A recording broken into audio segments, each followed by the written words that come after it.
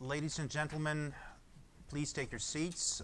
We're ready to start the third and final panel of today's conference.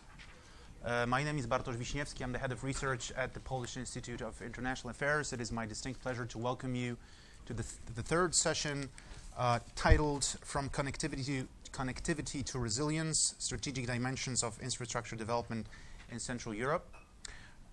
Before I introduce the speakers very briefly, you have their extensive bios in your booklets.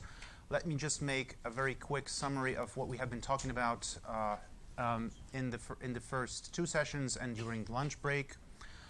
There was a lot of talk about compatibility of institutions. There was a lot of talk about commerciality or bankability of the projects. This is something that everyone seems to be putting premium on. And we have begun to talk about connectivity, and this third panel will be actually focused exactly on that. There was a lot of talk about energy security, energy dependence. The whole panel focused on this. There was a lot of talk about other institutions, other countries neighboring the Three Seas region. There was a question from the German DCM about, or rather, a request to involve not just among ourselves, but also with the countries neighboring the region. It so happens that I don't see the gentleman in the room anymore, but it so happens that if there is one country that is going to benefit from the Three Seas initiative the most, it's probably going to be Germany, because if you look at the numbers. The top trading partner for every country in the region is Germany. The better connections we have in between Poland and Czech Republic, between Poland, Slovakia, and Hungary, and Romania, and so forth, the more the European businesses, the investors, the German investors, the French investors, the UK investors, Swiss investors, the more they benefit. Every country that has a supply chain running through the region is going to feel the effects of this initiative going forward. Now, the idea of the panel, and I have to say that it's probably one of the most diverse panels I've ever had pleasure to moderate, both in terms of expertise and in terms of the topics that we're going to raise, is the following. I'm going to start with Ian Brzezinski. I think no need to introduce Ian to anyone in this room. Then I'm going to turn over to Madame Juliane Orban-Mate, she's going to talk a little bit about one of the most talked about projects when it comes to infrastructure in our part of the world, the Via Carpathia.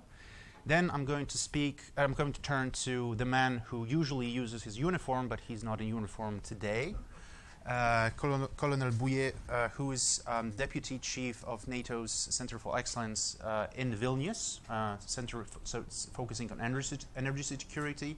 So we'll have a chance to actually address the issue of leveraging the expertise, the involvement of other institutions from outside, well, not so much from the outside of the Three Seas regions, because we do have a lot of NATO allies in the region, but nonetheless, we're going to address the question of inclusivity and complementarity of expertise.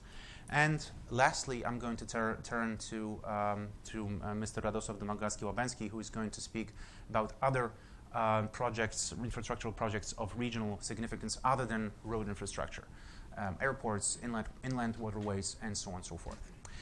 With that short introduction, I'm going to turn to Ian now. Ian, you've been involved with the Three Seas, the idea for the Three Seas, for quite some time, probably from the very beginning. But I would like us to move a little bit to the future, because infrastructure projects do not happen overnight. They take time. So is it not about time that we ask ourselves two very important questions? First, what is going to define the success of the Bucharest Summit? And then, what next? What after Bucharest Summit? Because it's one thing to plan the summits make the world go round. It's there for the heads of state. We're probably going to hear about deliverables. We're going to hear more about the fund for the Three Seas. But what next? Okay. Well, thank you. I'm very excited about the Three Seas initiative. I think it's strategically significant, and I think there's even urgency to it. So to address your question, I'm going to take three angles. I want to kind of reiterate what we heard earlier this morning. Why is this significant? Two, what needs to be done at Bucharest to ensure that not only does this project move forward and be sustained, but actually delivers results. And then finally, why is it urgent right now? And that will define a little bit about what's next. I mean, look, we're talking about a region, as someone earlier this morning pointed out, involves not just 12 nations, but 110 million peoples, $2 trillion in GDP, and some of the fastest growing GDPs in Europe. It's also a region that's the front line against Russian revanchism. Completing Europe. This is what it's all about. We're talking about unfinished business in Europe. We've had NATO enlargement, which is political military integration and collaboration. We had EU membership in this region that brings in political harmonization, regulatory harmonization, but we never really had infrastructural integration. And as a result, the economies of this region are somewhat disconnected from each other, certainly compared to their West European counterparts, and they're not fully connected to Western Europe. And that's a vulnerability for Europe. And infrastructure that links the economies from Estonia down to Romania and to Croatia, and for that matter, Montenegro and Ukraine, can facilitate growth, prosperity, economic resilience, and energy resilience. Why energy resilience? Because you can enable a pumping in of sources of gas from outside the world, not just the coastlines, but right into Central Europe. So this is geopolitically significant and important. So what do we need to see at Bucharest on September 17th and 18th? Well, the fact is we've had 3 summits already. Let's see, Dubrovnik, or you could argue 4. New York, Dubrovnik, Warsaw. Now it's going to be Romania. The first 3 all emphasize the geopolitical rationale for that I just explained. For this to be successful in Bucharest, it's got to move into the project realm. Of course, there's got to be a demonstration of unity and solidarity. But if it doesn't fall into the project realm, that is identifying key projects which the 12 countries unify around and drive forward. Drive forward not just in multilateral institutions, but also out in the private sector, in Europe and beyond. If they can't do that, then I don't see much of a future for the 3 Cs. What I'm excited about is I see a real effort, particularly being driven by the Romanian government, to get us that project focus, to get us those dirty dozen telecommunication, energy, and road transport projects. I see a real effort to develop kind of a unified approach behind these, so we don't have just cats operating in an uncoordinated way, but a coordinated, structured effort, perhaps facilitated through a 3Cs fund, through a combination of collaborative relationships among the chambers of Congress, but speaking with one voice behind this dirty dozen. That's going to be key to driving funds from the EU. That's going to be key to getting sustained U.S. interest, and above all, private sector U.S. interest. So that, to me, is the key definition for success. Another important element from Bucharest is the need for 3Cs to think beyond its member states. Right now, 3Cs tend to be focused very much on the 12 countries that make up the 3Cs. They've got to start thinking now about what about the infrastructural connections to Macedonia, to Albania, to Montenegro, to Moldova, to Ukraine's massive gas infrastructure, its huge gas storage capabilities. These countries are very much part of Europe, and unless 3C doesn't integrate these nations into its vision, we won't be completing Europe. So we got to think not about programmatics and projects, but also reaching beyond the 3C's constituency today. The timing now is perfect for this. I mean, and there's not only a rightness in the moment, but also an urgency. The geopolitical urgency is driven, of course, by our good friends in Moscow, but also global economic volatility. Because the more integrated Eastern Europe, Central Europe is into a wider Europe, the more resilient Europe is. Second, I think there's real economic opportunity. You know, we're actually seeing Western Europe kind of slipping out of the doldrums it's been stuck in since 2008. So there's growth there. Growth can be a driver for infrastructure investment. I know there's a programmatic opportunity. The EU, under Juncker, has been emphasizing infrastructure projects, infrastructure development. It's also a theme that you see here in Washington. And that's my last point. In Washington, you're seeing stepped up interest in 3Cs. You saw on the panels earlier this morning. When I was working on this during the Obama administration on the outside, we had good support, particularly Amos Hochstein, who was at the Department of State. But the 3Cs never really raised up to the cabinet level. Now you saw people like Secretary of State Tillerson talking about 3Cs. Assistant Secretary of State Wes Mitchell, responsible for Europe, talking about 3Cs. You're seeing it pop up in the U.S. bilateral engagements. That is really important. You saw President Trump go to Warsaw for the 3C summit. I pick up more and more interest in 3Cs in the Department of Energy, in OPEC and other agencies, even in Congress. I don't know if you follow the evolution of our National Defense Authorization Act, but in the House version, there's actually language endorsing the 3Cs, calling for the United States to support it and encouraging the administration to send a senior official over there. But again, the bottom line is moving from theory to project, and that's going to define success. So I'd say the time is now, the opportunity is ripe, there's urgency to it, so carpe diem on 3Cs. Quite simply, the 3Cs make sense. So I'm not at all surprised that so many people in Washington finally caught up with this basic notion. We've been arguing for that for quite some time. I would only add to what Ian has said about the time being right. The 3Cs is exactly the opposite, running opposite to the whole talk about this two-speed Europe. It's quite the opposite. It's about eliminating the physical possibility of Europe having two speeds in terms of infrastructure, physical connections. So with this commission, I agree it was focused on infrastructure, but we did our own research. And still a lot of funds went to Spain, Ireland, the less developed regions of the European Union, but the so-called old European Union. Still, if you look at the regions that got most of the funding, they were not in our part of the world. Which brings me to Juliana and the Via Carpatia.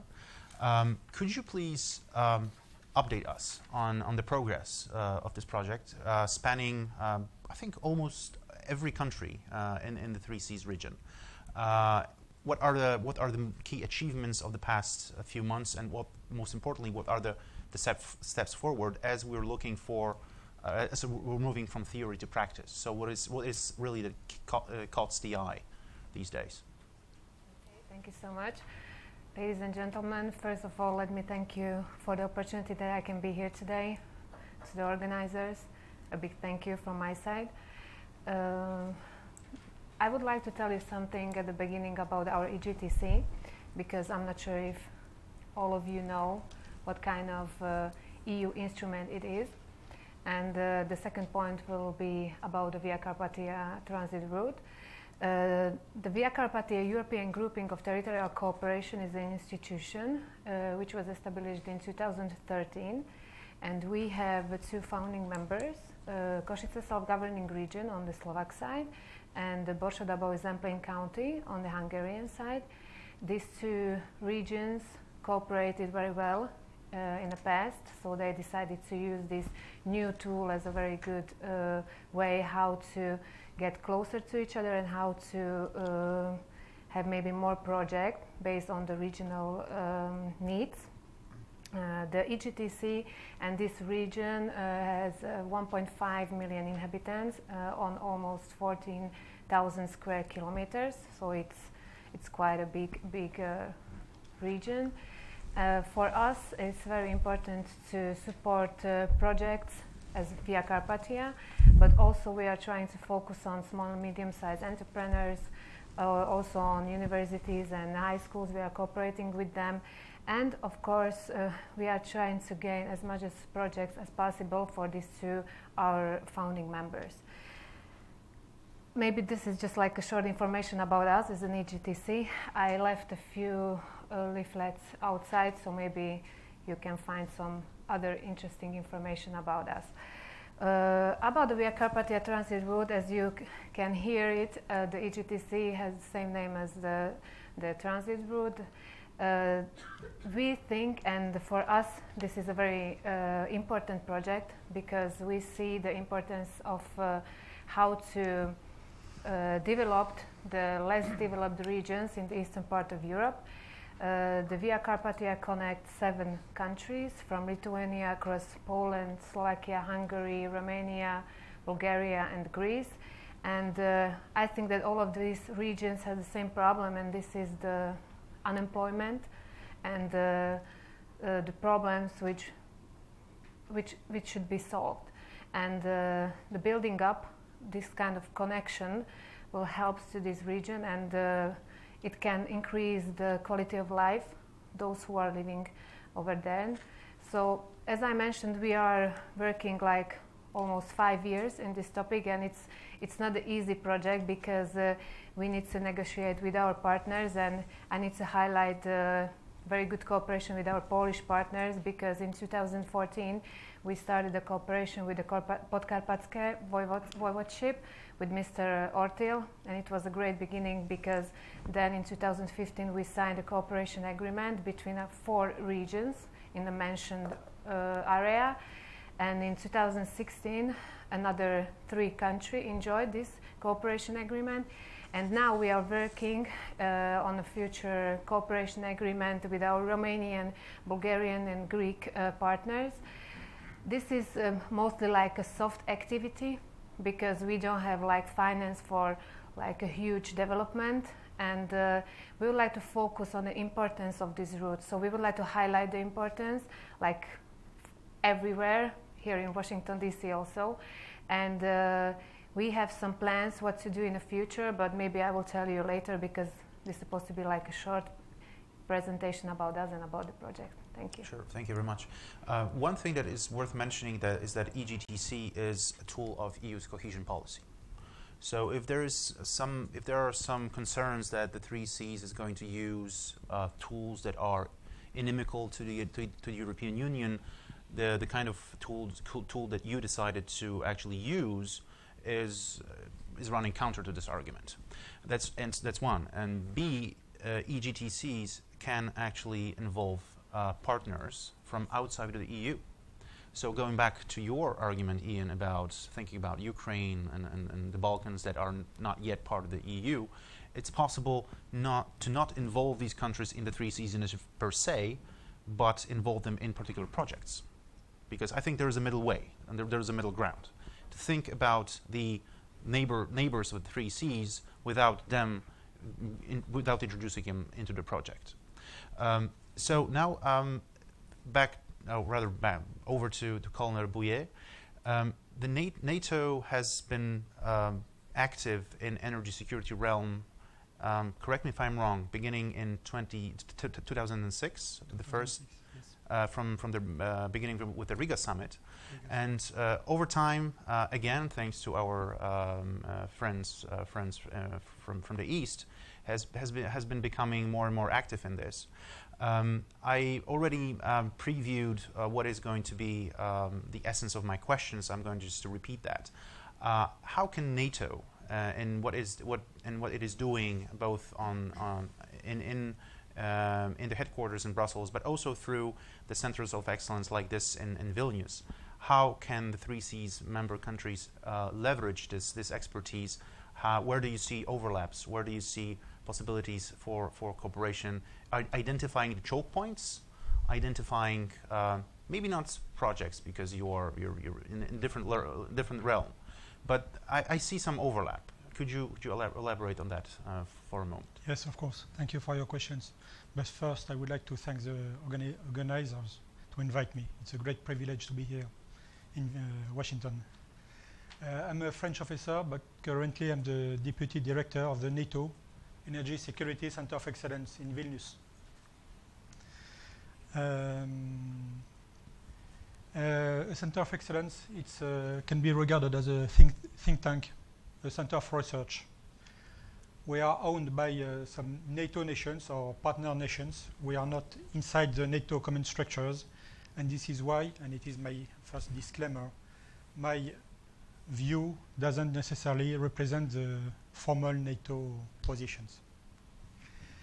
Currently, 11 nations own my Center of Excellence. They are in a common interest in energy security issues. The 3 Baltic states, France, Georgia, Germany, Italy, UK, US, Turkey. Germany and the US joined us only 8 months ago. That proves that energy security issues are increasing more and more important. But I can say also that among the 3Cs initiative nations, only the Baltic states are represented in my Center of Excellence. NATO has a role to play, yes. There are currently 2 main bodies inside NATO who deals with such an issues in energy security. One is a small section of 3 peoples inside NATO HQ IS in emerging security challenges divisions, small sections, 2 Germans and 1 Lithuanian civil servants. And the main tool is the Energy Security Center of Excellence. About resiliency and projects and overlapping domain, I see three domains. First, it's about resiliency, the geopolitical issues, which was developed this morning. It's a very sensitive issue for NATO because all decisions must be on a consensus base. So very often times there is a veto. There is a common understanding of the problem. First, it's about dependency on Russia, and secondly, outdated infrastructures. So all initiatives which are to face such a problem are more than the welcome. Interconnecting links, north-south connections, two-way gas pipelines, developments of LNG industry, but also all projects dealing with electricity grids and renewable energy resources. The second focus is about critical energy infrastructure protections. The Russian action in Crimea and in Donbass leads a lot of lessons learned, and energy sectors is a target in hybrid warfare. Therefore, it's a challenge for NATO, and the NATO Civil Emergency Planning Committee published not so long ago some recommendations. Perhaps it could be interesting for the 3Cs initiative nations to take into consideration all these recommendations. And I will complete my short briefing about the petroleum supply chain. It is also energy challenge. In EU and in NATO nation in the eastern flank of NATO, their nations are, the dependency on Russian crude oils is high, sometimes very high, first. And secondly, if a hence NATO response force or a major response force is deployed in a country, NATO eastern flank, for example, these host nations has to supply with fuel these forces, with these NATO forces. And strategic studies conducted by my COE but endorsed also by the Petroleum Committee, for example, prove that it's a huge challenge, especially on the jet fuel domain. Because if a NATO response force is deployed in a country, the main fuels used will be jet fuel. And there are huge challenges with current infrastructures in the NATO eastern flank. Second challenge in that domain is transportation of jet fuel from open seas to Central Europe, to NATO eastern flank. Some countries have some military pipeline systems. Italy, Greece, Turkey, Central European pipeline systems owned by Germany, Holland, Deutschland, France, Belgium, etc. But all these pipelines devoted for military purpose jet fuel, they stop in the middle of Germany, in the Iron Wall. After, there is a lack. And I can tell you that for all logisticians in NATO, there is a huge challenge to provide a NATO response force deployed in the NATO eastern flank with jet fuel. Perhaps 3Cs initiative countries can take the opportunity to promote infrastructures project in that domain. Thank you. If we want to have resilience, we have to start with connectivity. If you want to have a resilient eastern flank, you have to have means to bring materiel to where we hope the fight will never break up. Let me turn over to Mr. Radosław Domagalski-Łabęcki, former Deputy Minister for Economy and Development, former CEO of KGHM, copper and silver mining mogul, one of the Polish champions, if I may say so. We talked a little bit about road infrastructure. We talked a little bit, the Colonel began to speak a little bit about ports, about railway infrastructure. Could you please tell us, spend a little bit about other projects, infrastructural projects of trans-regional reach that could actually bring about change when it comes to moving people, moving goods around? We've been talking about this for the whole day. The question is about the projects that are already being planned, that are already on the drawing boards. Sure. Thanks, most of all, for having the chance to be here today. Nobody must be convinced that infrastructure is the key driver for economic growth, not only for countries but also for companies, industries. What the Polish government wants to do is to find a large-scale project just for development of the country and the development of the whole region. When I was Deputy Minister in Ministry of Economic Development in the Polish government, we made a lot of surveys and analyses about motivation of foreign investors to invest in the region.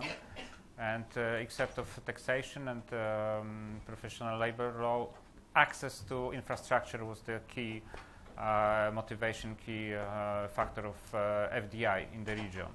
So this is not a coincidence that there are more FDI in western part of Poland than eastern part of Poland. This is because of the better infrastructure in the western part of Poland. And the same concern expansion of the Polish companies. They need better infrastructure, better access to regional markets, because internationalization of the Polish, Romanian, and Hungarian companies are very poor indeed in compared to Western companies. We don't have a global company. So for us, expansion to the local market for Polish company to Czech Republic is a first choice, or Slovakia is absolutely essential. So we need a better infrastructure to reduce the cost of the delivery, cost of logistic, cut the time of the delivery, and for some reasons there is a huge problem with that. The problem because, for example, there is no highway between the Polish seaports and Czech Republic or Slovakia, no completed highway. They are on the way to be completed soon, but we lost 30 years actually to do this. We have a huge problems with river regulations. This is a huge governmental project right now to complete this. But what to do to speed up and catch up with Western countries? First of all, we need a large-scale projects. Really large-scale project which make difference in the region, and one of those projects is central seaport in Gdańsk, because surprisingly, but it's a shame, really it's a shame, but Gdańsk is second largest seaport of the Baltic Sea. It's a really poor performance right now, but the current situation is that there is a plan to expand capacity in Gdańsk seaport from 40 million tons per year, cargo per year, to 100 million tons per year, which makes Gdańsk probably the biggest player on the Baltic Sea in terms of cargo flow in the region. Especially that, according to the plans, Gdańsk is supposed to be connected by highways with S7 and highway directly to Czech Republic, Slovakia, and Ukraine, which is also important. Gdańsk can be the major seaport in the region. It's extremely important for us. The second large-scale project, which is supposed to be completed in 9-10 years from now, is Central Communication Port, which is located very close to, in the close proximity to Warsaw, capital city. And this is extremely important, that this is not the airport only, but this is the central communication port. It means that it's supported by lines of additional highways, the second ring around the Warsaw, network of railways is extremely important, because this must provide access for citizens from different agglomerations in Poland, like Lower and Upper Silesia, direct to this airport. Because Poland, with the huge potential of civil aviation market, has the major airport with maximum capacity of 15 million passengers per year, which is comparable to Western airports. Very, very poor performance indeed. So we need to invest into better communication, especially that, according to all analyses I know, Poland has huge potential to provide Central European cities and passengers service through Warsaw. So this is not a competition to Lufthansa or German airlines. It's rather filling the gap which exists right now. So this makes really difference in Central Europe, because we'll be directly connected with all the capital cities in Central Europe. As far as I know, few days actually ago, our president signed a bill, which the special bill that enables start construction works in the months from now. So this is the real breakthrough, because in Poland, that's going to be the hub, which is very comparable in terms of capacity, quality of infrastructure with best Western airports. Associated with highways and railways, it's going to be the hub for whole Central Europe, I hope. The other very important project for Poland now is to be better connected by rivers. River transportation is essential for economic growth, because this is the cheapest transportation.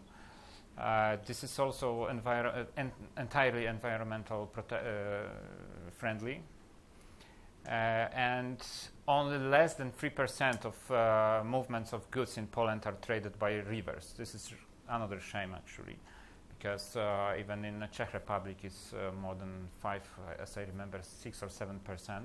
In Germany it's more than 10%. So we have a huge gap to catch up quickly, because a river it's more predictable if it's regulated properly, and so on. So huge investments are predicted to be done in a close future. And in perspective of Free Seas initiative, what is important, that is predicted to connect Odra River with Dunaj. This is a huge challenge, but on the other hand, it's a huge opportunity, because we can trade the goods from Świnoujście seaport directly to Central European countries, to Hungary, Romania, and so on.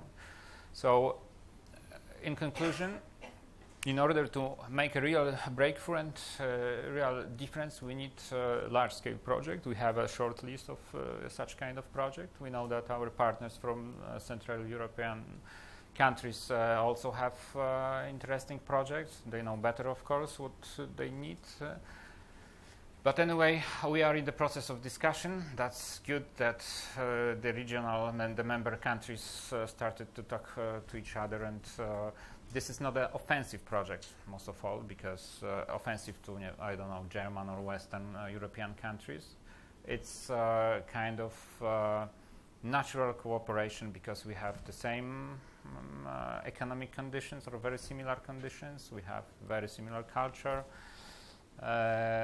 history of good relationship. So all we need to do is to improve this infrastructure. The other very important thing is, if we already have a selected project, is to answer the question how to implement those projects. So the key issue, the key challenge is to find financing, of course. So there is an intensive debate right now to find a good, right model to finance those projects appropriately to the needs of each countries, and to find a compromise about the model, business model, to secure the access to funds. So I think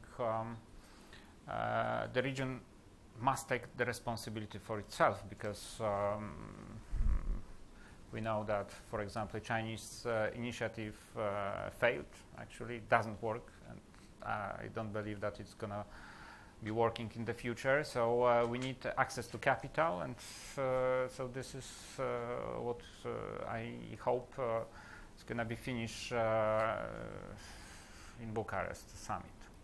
So in other words, this is a very good chance. We have a good macroeconomic conditions right now. We have a good political climate, I think, to have a discussions about the mutual cooperation in terms of selecting projects. And I believe that this is the time where we finally show that the region can cooperate each other. Thank you. And all that despite the diversity that was mentioned during the first session, because the countries might be different when it comes to their monetary policies. We have members of the Eurozone, we have non-members of the Eurozone, or the future members of the Eurozone. When, we'll see about that. The 3 Cs is not about addressing the issue of policy towards Russia. We can leave it aside for a very simple reason. everyone agrees that modernization, catching up with the rest of Europe, moving a notch up in the pecking order, the global pecking order, is the desirable thing to do. You mentioned the poor performance of the Gdańsk seaport. It so happens that a lot of goods shipped to Poland from overseas make it to Poland via Hamburg or Bremen. Why? Because of infrastructure? Well, that too, but also because of procedures. So as we expand the hard infrastructure, we also have to think about the software. Sometimes it basically takes more time, not because there is no physical capability to unload the goods from the ship on shore, but simply because of procedures. So there's a lot of catching up to do on that front too. Ian, are you a little bit more optimistic about the Bucharest Summit after having heard about tangible projects, that the tools are there to identify these projects?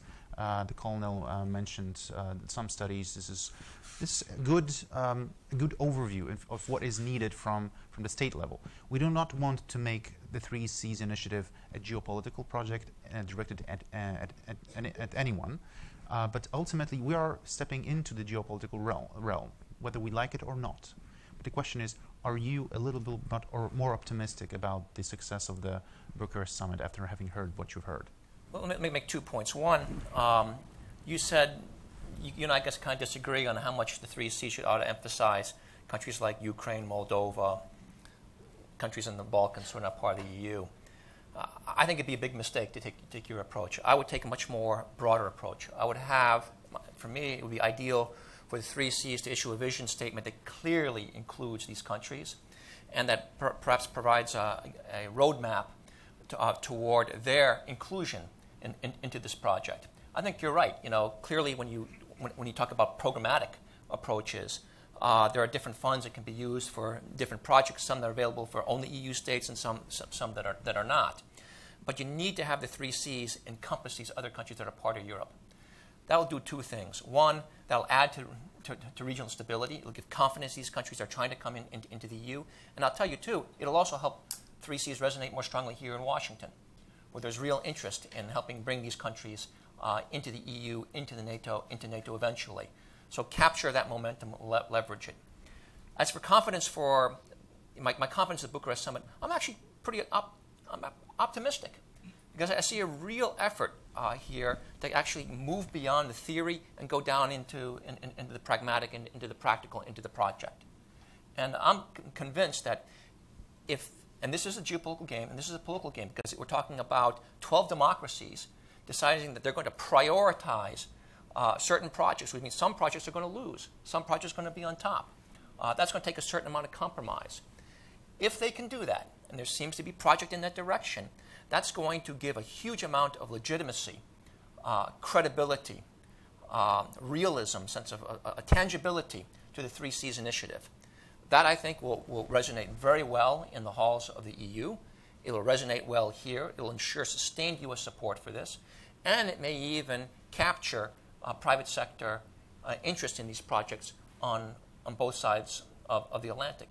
My hope would be, and this may be a little bit too much of a pie in the sky, but at Bucharest, you may even be able to have the summit preceded by a definition or an articulation of those key projects. So at the business forum in Bucharest, you can actually have seminars that will zero in on those projects. So the business community who are invited there can maybe hear directly from project managers. Here's an infrastructure project. Here's a road project. Here's a telecom project.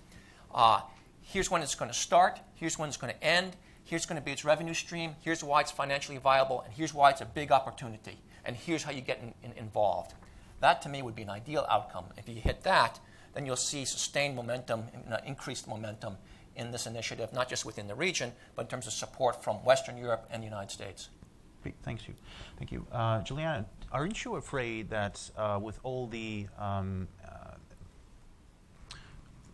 attention given to other infrastructural projects like inland waterways and the new multi-annual financial framework being cut most likely by the European Commission, there is going to be less funds for road infrastructure? Is this something that you're looking into, and if so, what measures are you taking to make sure that the project has been being developed for quite some time now still isn't where it should be? Mm-hmm. Thank you for the question, but first of all, I would like to thank you for the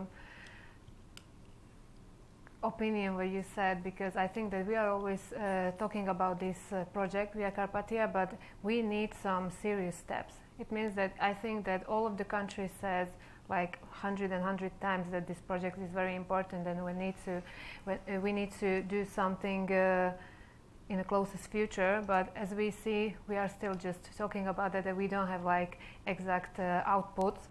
So I think that this is our future, and this is what we should decide today, that what we will do in the closest future. Because about the financing, what you mentioned, I think that the problem is still today. It means that EU funds give us some opportunities, but for example, for building any kind of roads, means serious problems, because first of all you have to be at the TEN-T network, and the second part is when you are not in the when you are in a TEN-T network, you should have more than one way of travel. It means that not only like a road, but for example like a railway construction, and it is a problem, for example in Poland, as far as I know, but also in Slovakia, in Hungary. So I think that the financing mechanism is not the best now. We are very happy that we have any kind of funds, but for the future I think that we should have like a separated budget for this type of project, because we have 7 countries, we have a lot of regions, and it's impossible to have them from one budget and from the EU funds. So I think that first of all the 3C initiatives should set up a group of people or an institution who will be responsible for this topic and who will make progress in this topic. And also we need to have like a feasibility study for the whole transit corridor, because we know that our partners are working on the documentation and some of them are already building a part of the Via Carpathia, but we don't know how does it look like, for example, in Romania or in Greece. We know about that the Polish partners are very active. We know that, for example, Košice self-governing region will finish the road till 2020. The Hungarian partners are very active. They will finish also till 2021 those parts, but that's it. That we don't know like the whole Via Carpathia route. So this group should be responsible for it, and this group should have like this feasibility study which will show us which points are critical and which we need to solve. And then we should have an action plan, and this action plan will show us from where, what kind of finance we need, how much it will cost, and also the duration, how long will it take. Because I think that this is something what we need to do now, and then maybe if we will meet a year later, then we can tell you some concrete outputs. Sure, thank you. Minister, you have mentioned the airport in Germany indirectly. It's been under construction for a couple of years. It's been delayed. So what makes you so optimistic that the central communication port in Poland is going to be finished on time? First of all, as I said, I will insist that it's extremely important. The project in Poland is central communication port. It's kind of a little bit different project than in Germany. It's more complex then. Yes, it's a very small. It's smaller complex than the Polish project. The other thing is that there was kind of politics in taking decision about investing in Berlin airport. It's not a typical economic project. In Poland, this all facts indicates that there is a space for a hub, additional communication hub and airport hub in Poland. So this is the difference. Of course, I'm entirely aware that a lot of challenges, administrative procedures, and so we know that we have some delays in other infrastructure projects, but For the Polish government, I know because I was the member of the government, that was absolutely essential project, almost geopolitical project. So there is a political will, there is engagement of administration, there is a special representatives being responsible for this project. So we gave all the best which we have to be successful with this project. It's of course kind of competition with Berlin if it's going to be successful, because but not entirely this is not entirely a competitive project, because only western part of Poland will be divided between proximity to Berlin and to Warsaw airport. But the advantage of the Warsaw airport or communication port is that it's going to be connected by the new high-speed trains, by additional highways. So citizens from lower and upper Silesia, from other region of Poland, so more than half population of Poland will be connected with the Polish airport by the time no longer than 2 hours. So we want to be, and we are the single airport in this region. Berlin competes not only with Warsaw airport, but also with München, also with Frankfurt. So they consume the same passenger actually. Polish airport will be open for new passengers from Ukraine with the bigger capacity. It's going to be the transit. This is very important. Poland has better geographical location than Germany in this particular condition, because in the peaceful time, fortunately we have a peaceful time, there is no better gateway to Western Europe than Poland, from the perspective of China or Asian countries, of course. So I believe that if we compare competitiveness of communication port in Warsaw, more advantages are on our side than Berlin airport, because it's different location. Thank you. Colonel, over to you with a brief question about the upcoming NATO summit, and also the Bucharest 9. There was we did mention this Bucharest 9 conference that GMF and PISM are co-organizing on Friday. Actually, it's an event accompanying the summit of the heads of state and government of the Bucharest 9. What is it that you're preparing? What was it that really keeps you up at night ahead of the first real NATO summit after the Trump administration was sworn in? And by the way, just to give you an idea of the distance from the central communication port to Warsaw, to capital, it's roughly the distance between Washington, D.C. and Dulles. Is it more or less accurate? 40 kilometers? We're talking about something like this. But it's going to be significantly more comfortable to get from this central communication port to center of Warsaw than it is from Dulles to Washington, D.C., I assure you. Colonel, over to you. Low standard. I've seen better, Ian. I've seen better. Not in D.C., not in the United States, by the way. I'm not able to answer very accurately to your question, because it's the energy security section of NATO HQIS who deals with that. I know only that there will be a statu quo on the NATO positions. Mm-hmm. But perhaps with a more important focus on energy security challenges in Baltic states. NATO has a role to play to increase awareness on NATO nation institutions on energy security issues. And everybody has to know that in Baltic states there is only one refinery, that Russia is developing a E2ID strategy, anti-access, anti-denial strategy. So it's very easy in the context of hybrid warfare to block all the Baltic seaports. And in that case, the only links between Baltic states and Poland and Europe will be two roads. One, very small trucks are not able to drive on it. So there is only one main road to connect Baltic states to Poland. And this is, in our criteria, the main issues.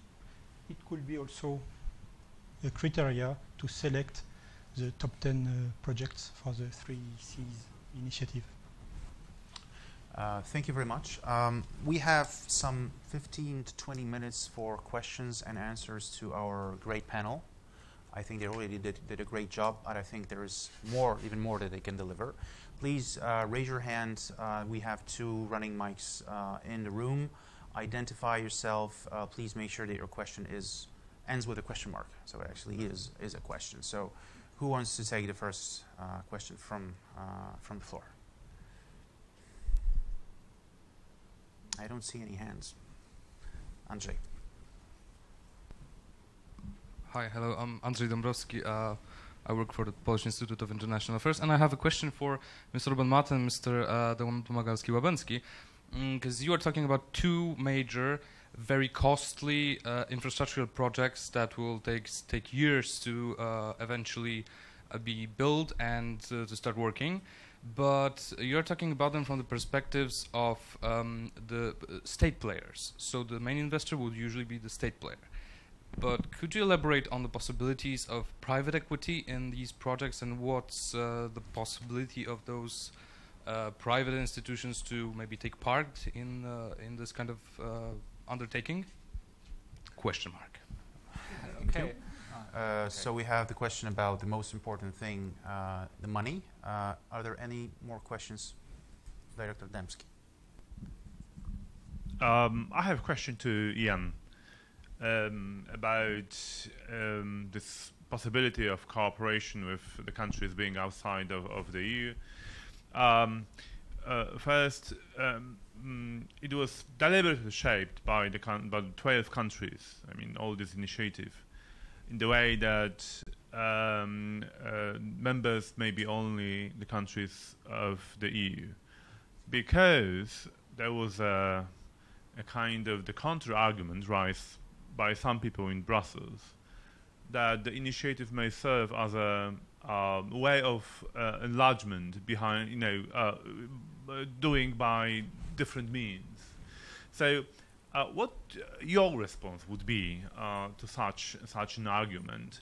How we should argue against it? That it is, you promote the idea of enlargement of Free Seas initiative in a way. Some people are afraid that there's going to be enlargement of the EU by the back doors. How we should address to this kind of worryings? And that's a great question, and there is a paradox in it, because the 3Cs initiative cannot at the same time be about breaking up the EU and enlarging it, right? So it can be both. It can be both. We have the third question, but you, of course, will have a chance to answer it. We have a third question, and gentleman in the back. Yes. It's Dr. on. Sam Hancock of Emerald Planet TV. We've been talking all day about natural gas, oil as a driver for all of this. What about looking at hydrogen and other alternative fuels, even in the military, and to have the bases to be using distributed energy? They're generating their own energy for security purposes, and then looking at other types of fuel for vehicles beyond just natural gas or oil, and looking at how you protect the environment, because there's a great interest in European Union for investing in those kinds of infrastructure, and then taking it beyond so that you're breaking the dependence on any outside energy sources, which makes it more resilient. And thank you for being here. Is there someone in the panel that you would like to direct the question at? I think all four of them had touches on each of this, so just maybe I can try to proceed. Okay. Let's stop here. Ian, would you like to start? Sure. Guilty as accused. I mean, we should be thinking about how to expand the EU and NATO to the countries of democracies of Europe that are seeking that. And if infrastructural integration can facilitate their prosperity, their economic security, their growth, their capability to contribute economically, politically, and militarily to the transatlantic community of democracies' interests, all for it.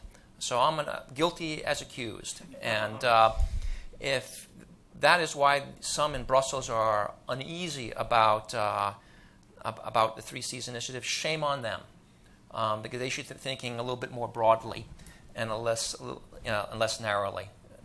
As for new technology, interesting ideas.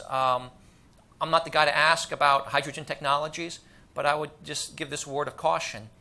If you want 3 Cs to be effective, you better focus on technologies that are existing today, that can be invested in today and yield sometime in the near foreseeable future the integration that we're seeking.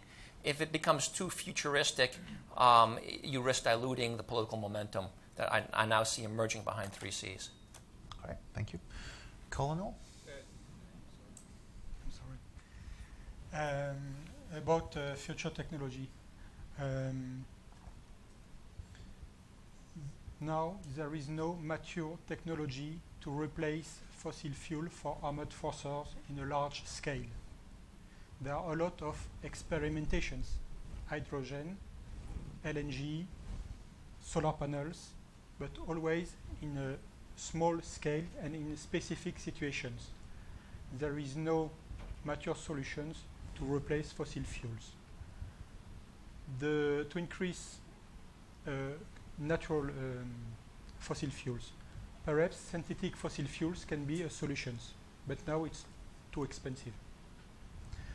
The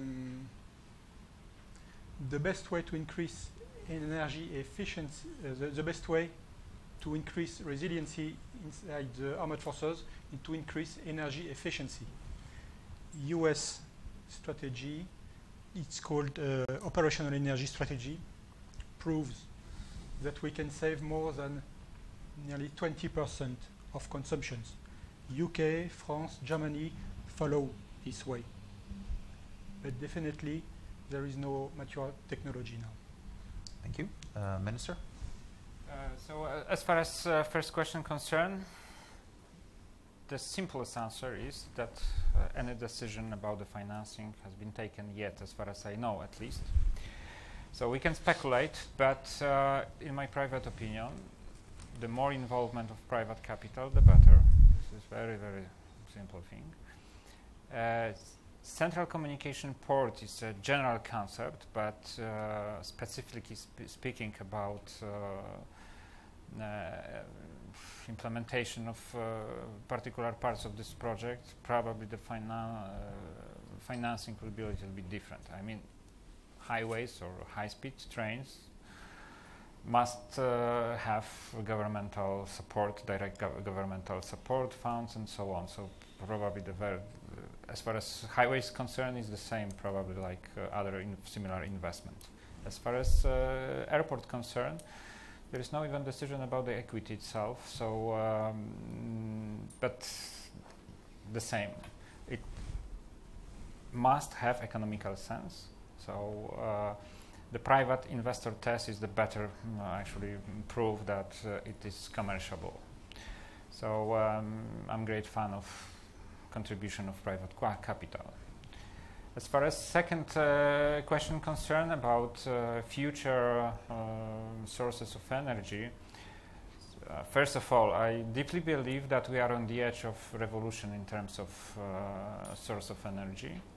So new sources will come soon in the next decade, probably. As far as hydrogen energy concerned, US and Japan are, of course, the leader of new technologies, but as my colleague said, no proven technology, no mature technology, but it's a fact that hydrogen is one of the most promising source of energy. So if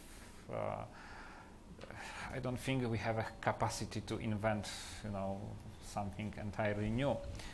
But on the other hand, in Poland, there is a debate, for example, about nuclear energy projects. Of course, one, probably the simplest option is to invest into standard, proven technology, but a lot of problems related to this program. So what we discuss right now is to find a chance to invest into researches into new generation of nuclear energy, like high temperature reactor, for example. This is the future. This is kind of technology that can replace the classic technologies. And those kind of programs are being realized in Poland right now. There are two different types of high temperatures reactors that are considered to be implemented in the phase of testing and preparing the demonstrator. But again, this is the new technology. It's all about materials that must be consistent with very high pressure and temperature, so the final result is not yet, but 200 megawatts could be achieved from this kind of technology if it's going to be successful. So at least in Poland, this is the direction which we probably follow. Okay, Madam. Thank you. I think that in the field of Via Carpathia, we don't have answers for some basic questions. So I give an example. If you are traveling from Košice to Rzeszów, it's less than 200 kilometers, but it will take like 4 hours. If you are traveling from Košice to Miskolc, now it will take like 1.5 hours, and it's less than 80 kilometers. So this is something what is for us for now very important, and these questions we need to solve, and after then we can think about some environmentally friendly solutions. So, thank you. Thank you. One important thing about the question that Andrzej has raised about public involvement. A lot of infrastructural projects in the United States, especially before the Second World War, were actually inspired by the federal government during the so-called New Deal. And some of them exist until today, like Tennessee Valley Authority and so on and so forth. So the example that Madam President mentioned in the morning, the interstate motorway system during the Eisenhower era, is another example. There is a need to do that. I would find it very hard for private business to think globally in terms of the whole region. The states needs to take the lead. The heads of state take the lead in this case. Now it's up to the government to fill the void that is there, is existent. I think we have time for one final question. A question, if any of you feels an urge to ask a question, please make sure it's brief. If there are no takers for that, I'll turn over to Derek Chalet for closing remarks. No takers, then the floor is yours. Well, you decide, gentlemen. Yeah.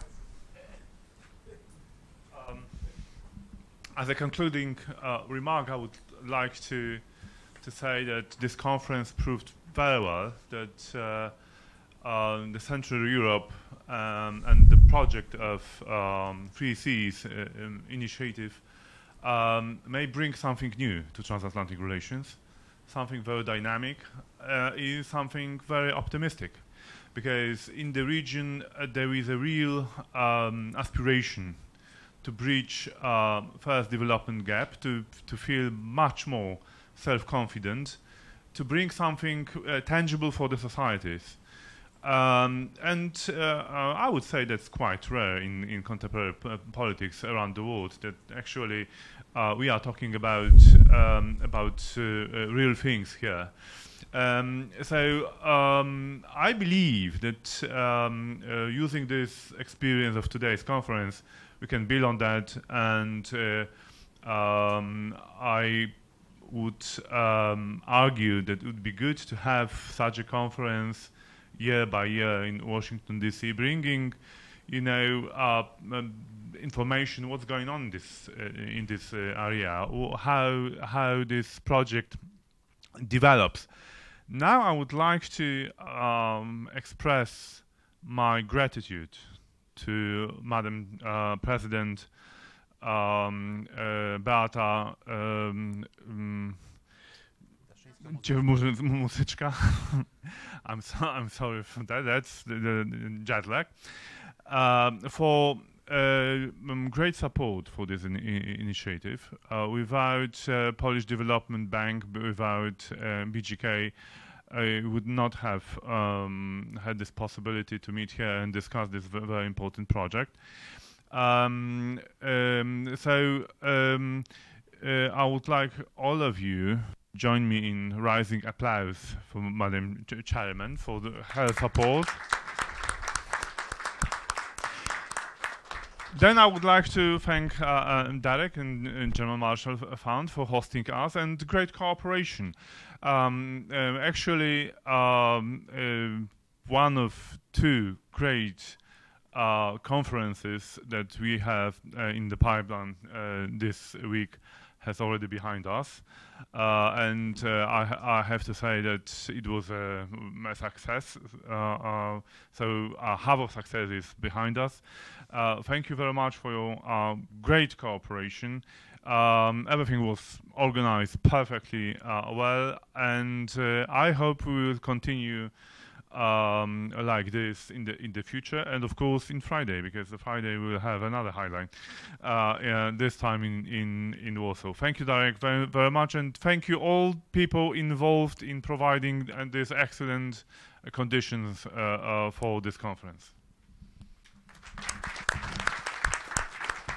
Well, thank you, Sławek, for and PISM, to your entire team, for your cooperation in organizing this conference, in helping to recruit many of our speakers, for helping design the intellectual agenda. I agree this was a complete success. It fulfilled all of our expectations, and I will be happy to report to Karen Donfried, our president, and our colleagues in Warsaw that they have a tough act to follow now at the end of the week at the B9 summit. I'd also like to thank Madam President, and that's got a nice ring to it, by the way, Madam President, I want to thank you and your colleagues for your very generous support to us and being able to put this together, and also for the work that you're doing to actually try to implement the vision and the ambition of the 3 Cs initiative. I was struck that when the Secretary of State and the Chief of the Cabinet to the President in his presentation this morning on video, he described 2018 as the decisive phase for this initiative, where we have to move from the theoretical to the practical implementation. And Ian Brzezinski on this last panel gave us the for the Bucharest summit of Carpe Diem, seize the day. And I think what we've seen over the course of this morning and into the afternoon is the incredible intellectual force, enthusiasm, and energy behind the ideas that went into the 3 Cs initiative, the incredible success we've had so far in having this idea get seeded and then actually take root and begin to sprout from the ground with the summits in Dubrovnik and then in Warsaw, and that what looks like to be a very good agenda coming up in Bucharest. But so now we're in almost the toughest phase. We've got to transition from what's a very good idea into the implementation. I think what we've seen today here in Washington, and I want to take you up on your offer to reconvene here, is a tremendous amount of interest and enthusiasm on the American side for the success of this initiative, and the belief that it's rooted in, which is that a more integrated, economically vibrant, and innovative Central and Eastern Europe is not just in the interests of those countries, it's in the transatlantic interests, and it's in the U.S. interests. So this is something I think the United States, starting with the Obama administration, that the Trump administration is taking it to another level. I think we can build on a lot of the success, and I think that's something we, the German Marshall Fund, are committed to working with all of you on and doing. So thank you very much for your time today, and we look forward to staying in touch. Thanks.